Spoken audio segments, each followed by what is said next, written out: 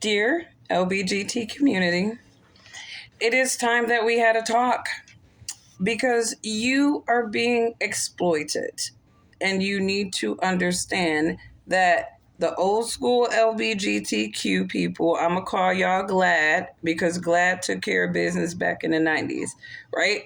GLAD movement took care of business for the gay, lesbian, and or other community. And I think that they made really good strides. With the new LBGTQ community is doing, what you are is GLAD rebranded, right? And you are GLAD recycled, right, to more extremes, right? So I want to let you know that the women's movement accomplished much for women, and yet the modern feminist is recycling what they did like it didn't impact, right? And they're taking it to extremes, right? The civil rights movement accomplished much, but these paid black fringe groups are recycling what these brothers and sisters went through for political gains. Your movement has been so politicized that it makes you a target. And whether it's rhetoric from the right or the left, your movement, your lifestyle is being exploited to extremities that inspires others to hate you. And that is what happens with a lot of groups in this country. And you need to understand that you're not special. And unless you get control over your narrative, which I have been constantly telling Black Americans to do, get control over the Black narrative because they keep projecting us a certain way. They keep sensationalizing us a certain way. And we have to stop standing for that. What happened in Colorado Springs, we don't know the motive. We haven't heard any interviews with the gun person yet, but that was a travesty. It was a tragedy, and it's one of those things where you have political individuals already politicizing this horrible incident. This is being politicized, right? There's no real social understanding going on with some of these politicians like AOC, your dear AOC, who claims to be an ally, right?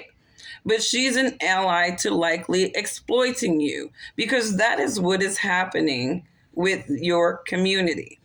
And, I'm going to be honest, I don't really care about how anybody identifies or who they sleep with. If you are a decent individual, we can interact and exchange all the same. We can work together. Your identity and sexuality has nothing to do with the business that we need to accomplish. And that's just word 100. All right. But you have to understand that every time the Democrats get a hold of a community, their struggles, their narratives, they are going to exploit them to the extremities. So I know a lot of LBGTQ individuals who would never dream of harming children. They would never dream of superimposing their lifestyles on children. Yet the modern LBGTQ individuals, they are infiltrators, they are influencers, they are trying to turn people into what they claim they were naturally born as.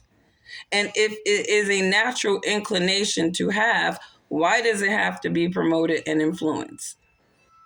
And you have to understand that this is a level of exploitation to your group where you're never going to be able to live your life as you choose to identify normally because your group is constantly being exploited and sensationalized, just like Black struggles are constantly. So I'm saying this to say that, when you talk about feeling like you're a target, you have to kind of dig down into the root cause of what may be causing that. And I'm not saying that people should not be educated about the lifestyle. I'm not saying that people should not have some level of tolerance training to the lifestyle, if you will. But it should not be promoted in a sensationalized way. And that is what your lifestyle has become.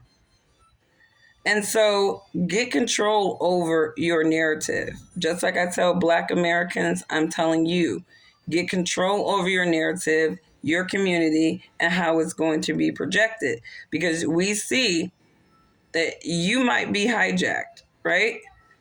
I went to school, like I said, with a bunch of gay, lesbian at the time we called them when I was in school. It was about 20 years ago. Nobody cared.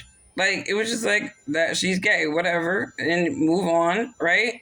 But I will tell you, there was this clique of gay girls, right? The rainbow clique is what they called themselves. 4 out of 5 of those girls have multiple baby daddies, and only one is authentically in the community, in your community. So that is just to say that, individuals jumping on the LBGTQ train, some of these people may not be real organic to what you guys claim that you are. Some of these people are in your community to sensationalize it, to polarize it, to make it so sensational that people don't want to understand it because it's so repulsive in so many degrees of projections. So what happened in Colorado Springs was awful. I hate the fact that it's being politicized. It's being politicized like every other tragedy. They are politicizing this one as well. I mean, the Democrats tried to politicize a hurricane. They tried to politicize a hurricane. I mean, there's a lot of demonic spirited things going on. I think there may be an influx of demons working with some of these political parties. And so I encourage everyone to make sense of things, look at the patterns, and try to have as much control as you can